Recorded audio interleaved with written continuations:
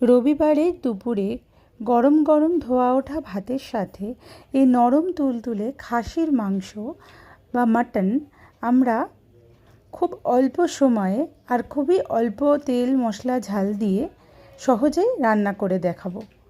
তবে চলুন শুরু করি। এর জন্য নিয়ে নিয়েছি প্রায় 1.5 কিলো মতো খাসির মাংস, যেটার মধ্যে আমি সামান্য হলুদ, সর্ষের তেল, রসুন, আদা আর একটু হলুদ দিয়ে ম্যারিনেট করে রেখেছি। এরপর কড়াইতে সর্ষের তেল গরম করে তাতে পেঁয়াজ, নুন, হলুদ আর চিনি দিয়ে ভালো করে ভাজা ভাজা করে নিয়েছি। যতক্ষণে ভাজা হচ্ছে আমি ওই ম্যারিনেট করা মাংসটাকে প্রেসারে দিয়ে তাতে প্রায় 1 গ্লাস মতো জল দিয়ে আমি প্রেসারে একটা সিটি মেরে নিচ্ছি।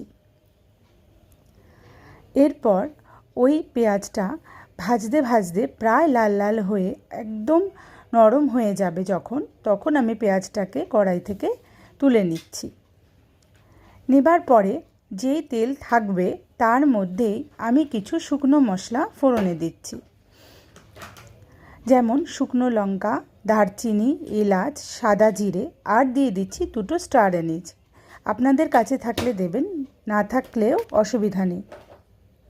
এরপর মশলাটি ভাজা ভাজা হয়ে গেলে পরে আমি মিক্সিতে একটা মশলা রেডি করে নিচ্ছি। এর জন্য আমি এখানে দিয়েছি 2টি বড় পেঁয়াজ, বেশ কিছুটা রসুন ছাড়ানো, একটা বড় টমেটো আর 3 টুকরো আদা স্লাইস দিয়ে এটা পেস্ট করে আমি ওই তেলের মধ্যে দিয়ে দিচ্ছি। এর সাথে দিচ্ছি 2 চামচ মতো জিরে বাটা, 1 চামচ ধনের গুঁড়ো, হাফ চামচ কাশ্মীরি লঙ্কার গুঁড়ো আর 1 চামচ কাঁচা লঙ্কা বাটা। দিচ্ছি খানিকটা জল, নুন, হলুদ। এটা দিয়ে ভালো করে মশলাটা কষাতে হবে। মশলাটা ভালো করে কষানোর পরে একেবারে তেল ছেড়ে আসলে পরে মাংসের যে স্টুটা রয়েছে সেটা দিয়ে অল্প অল্প করে আমি কষিয়ে নিচ্ছি।